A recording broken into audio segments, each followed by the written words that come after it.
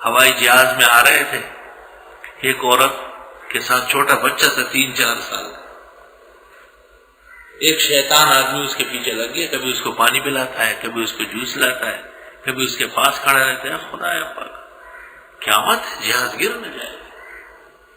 آخر میں نوبت بئی جا رسید کہ میں نے گناہگار کانوں سے سنا کہ اس عورت نے اس شخص کو کہا کہ جہاں سے لوگ جاتے ہیں نا، میں وہاں نہیں جاؤں گی، میں فلاں جگہ چلی جاؤں گی، تم وہاں ٹیکسی لے آنا، میں ساتھ جاؤں گی۔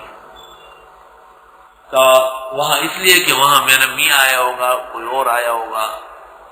مجھے حدیث یاد آئی اور رونے لگا میں کہ پیغمبر نے فرمایا کبھی بھی عورت اکیلے سفر نہ کرے، لا یخلون احدکم بالاجنبیہ۔ توبہ توبہ۔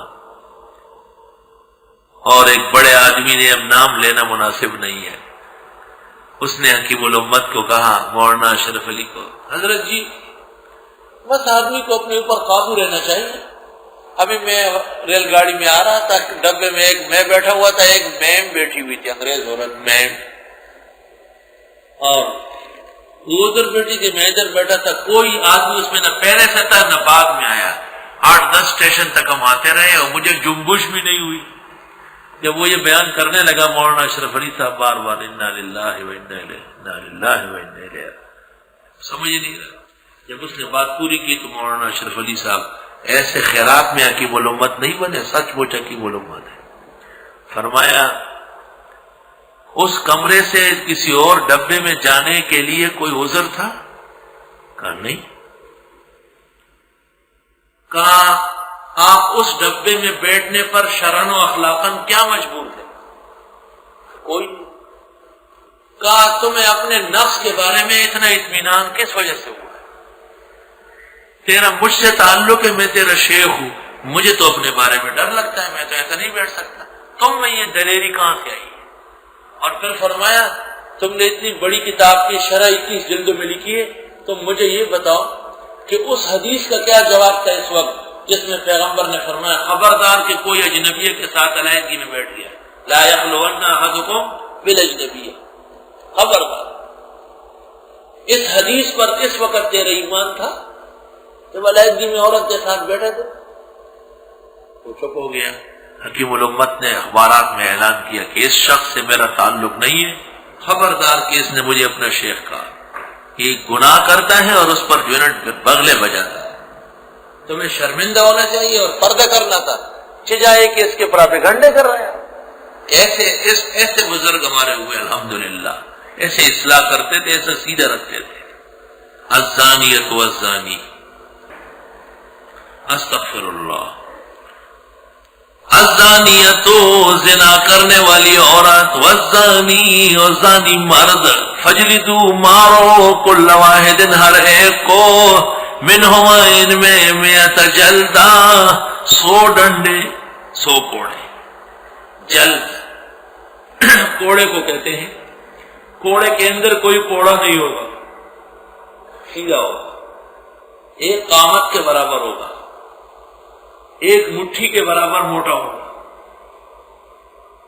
اور ایک انگوٹھے سے زیادہ پتلا ہوا تو شران جلد نہیں ہے، اور اس کے ایک سرے اور دوسرے سرے کو چمڑا لگا ہوگا، اور مارنے میں سر، آنکھیں، اعضائے رئیسہ اور نازک حصہ پردے کا بچانا ہے، اور قاضی موجود ہوگا اور جلاد والے، کوئی گپ شپ نہیں ہے، قاضی خود موجود رہے گا کتاب سمیت، اور مجمع عام میں قاضی حکم الہی سنائے گا کہ انہوں نے یہ کیا ہے، اتنے گواہ پیش ہوئے، شرعی قاعدے کے مطابق جرم ثابت ہے، یا انہوں نے خود اعتراف کیا ہے یا حبل ہے جیسے حدیث میں ہے، اور اللہ کے قانون کے ہم پابند ہیں، لہذا ان کو یہ سزا سنائی جا رہی ہے۔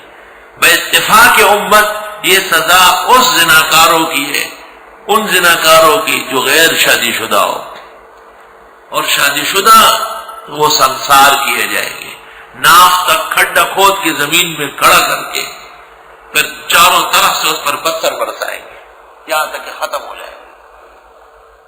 اس کے ساتھ یہ لحاظ نہیں کہ سر نہ مارے، ہر چیز مارے اس کو۔ شادی شدہ ہو کر کے وہ منہ کالا کرتا ہے۔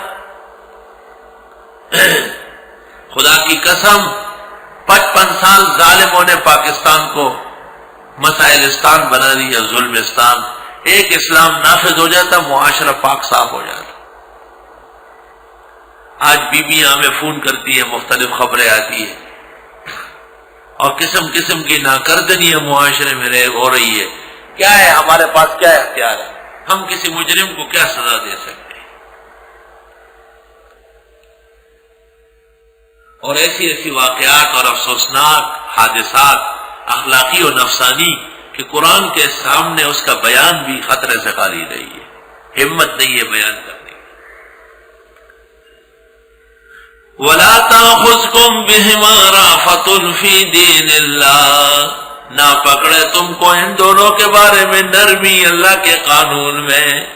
اے لوگوں، کئی سزا دیتے وقت یہ خیال نہ یہ میرا ماموں ہے، یہ میرا بانجا ہے، یہ میرا پتر ہے، یہ میرا چتر ہے، اس سے کام نہیں چلے گا، بلکہ خدا کا قانون مضبوط رکھنا پڑے گا. وَلْيَشْهَدْ عَذَابَهُمَا، ضرور موجود رہے ان کو سزا دیتے وقت. وَلْيَشْهَدْ، ضرور موجود رہے عذابهما، ان زانیوں کو سزا دیتے وقت طائفۃ، ایک گروہ من المؤمنین، مسلمانوں کا، تاکہ عبرت لے. الزانی لا ينکح الا زانیہ، زانی آدمی شادی نہیں کرتا مگر زناکار عورت سے، او مشرکتن، یا مشرک عورت سے. عموماً اس کا طبی میلان ایسا ہوتا ہے، وہ اس قسم کی چیزیں پسند کرتا ہے.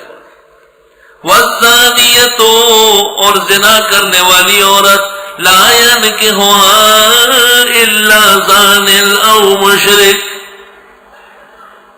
اس کے ساتھ شادی نہیں کرے گا مگر زناکار یا مشرک آدمی. شرعاً زانی اور عفیف کا نکاح جائز ہے. یہ طبیعتوں کا بیان ہے کہ عموماً یہ آپس میں ملتے رہتے ہیں. وَحُرِّمَ ذَلِكَ عَلَى الْمُؤْمِنِينَ، اور ناپسند بنا دیا گیا یہ مسلمانوں کے لیے. وَحَرَّمْنَا عَلَيْهِ الْمَرَاضِعَ، جیسے موسیٰ علیہ السلام کے بارے میں، چھوٹا بچہ ہے کہ ہم نے منع کر دی ان سے دائیں کہ کسی اور کا دودھ نہ پیے، تو حرمت شرعی نہیں تھی، حرمت طبعی تھی. والذین یرمون المحصنات، اور وہ لوگ جو تہمت لگاتے ہیں زنا کی پاک دامن عورتوں پر، ثم لم یاتوا باربعۃ شہداء، پھر لا نہ سکے 4 گواہ لانے پڑیں گے. وہ بھی ایسا جیسے جیسے سلائی سرمدانی میں ہوتی، اس طرح کہے گا. فَجْلِدُوهُمْ، کوڑے لگاؤ ان جھوٹوں کو، 80 جلدہ، 80 کوڑے. کسی پر تہمت لگائی ثابت نہ کر سکا. وَلَا تَقْبَلُوا لَهُمْ شَهَادَةً أَبَدًا، ماننا نہیں ان کی گواہی کبھی بھی. ابو حنیفہ نے کہا ہے محدود فی القذف، ہمیشہ مردود الشہادہ ہے. لفظ ابداً سے ابو حنیفہ نے استدلال کیا. وَأُولَٰئِكَ هُمُ الْفَاسِقُونَ، یہ لوگ بے راہ رویے والے. إِلَّا الَّذِينَ تَابُوا مِن بَعْدِ ذَلِكَ، مگر جن لوگوں نے توبہ کی اس کے بعد، وَأَصْلَحُوا، اور اپنی اصلاح کی، فَإِنَّ اللَّهَ غَفُورٌ رَحِيمٌ، بس بے شک اللہ بخشنے والا رحم والا ہے. یہ آخرت کے اعتبار سے ہے. دنیا میں کیسے پتہ چلے گا توبہ ہوئی ہے، اصلاح ہوئی ہے؟ کیا پتہ چلے گا؟